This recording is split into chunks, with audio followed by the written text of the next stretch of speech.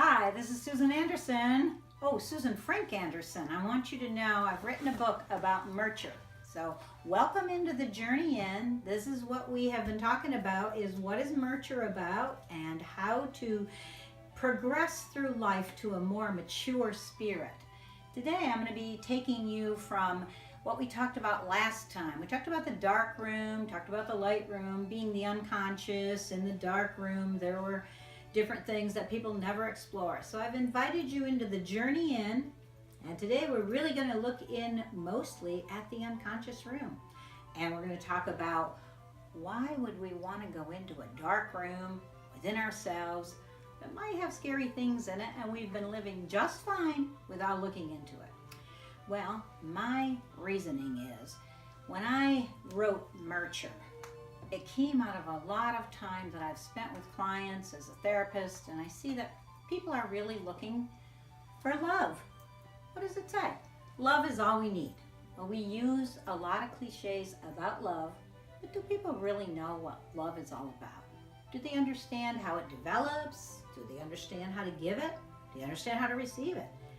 My work that I've been doing for the past over a decade shows me that people really don't know a lot about love. They have ideas about love and they're trying to get love, but a lot of their feelings and their thoughts are very mixed up, and very few people experience the life with a loving relationship that they want. I'll give you an example of love. I'm wearing this ski sweater today. So why am I wearing it? Well, I'm wearing it because I love the sweater.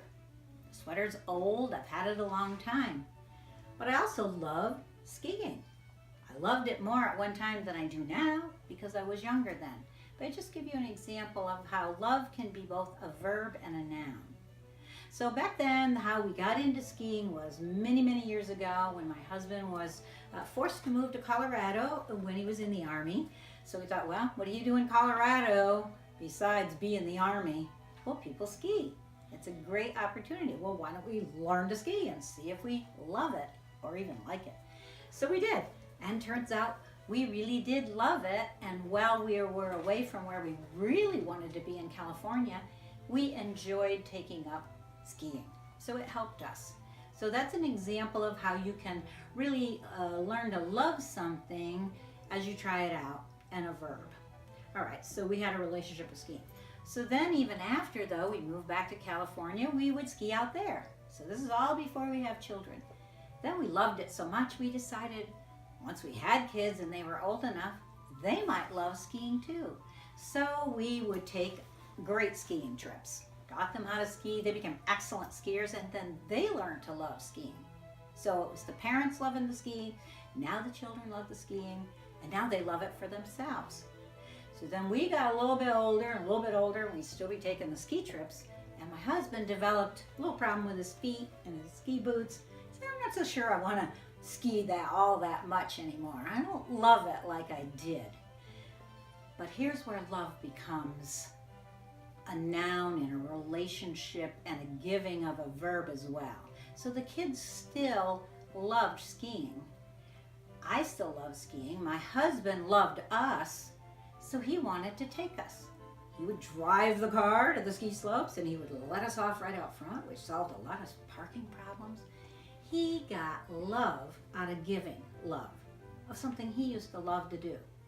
So even though he wasn't actually skiing, he would take care of a lot of the stuff for us, and that was a loving thing to do.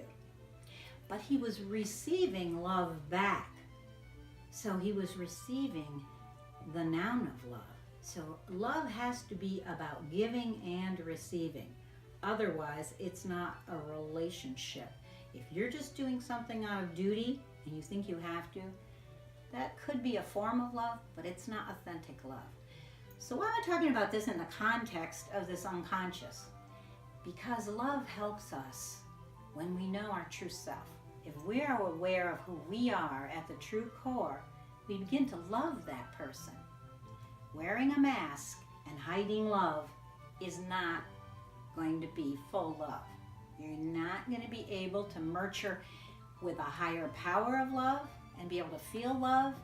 You're just going to be like adding it on top of this dark room, this place of a lot of pain. In this dark room of the unconscious, there's also joy. There's great treasures in there from your childhood that you forgot when you really, really did love and have the freedom to love as a child before you got shaped into some of the ways and got older, and as you developed and progressed along, work got hard. There was a lot of things that got in the way of being able to give and receive love well.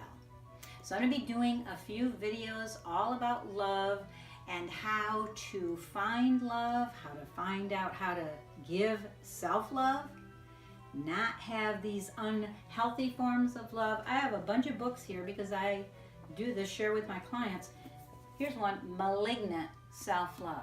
I'm going to teach you how to love yourself without a tumor, without malignancy, so you're not narcissistic. Narcissistic people, actually, that's the problem. They haven't loved themselves well. So there's also, the reason for that is in their unconscious, there's a lot of shame that's causing them to hide. Remember the mask?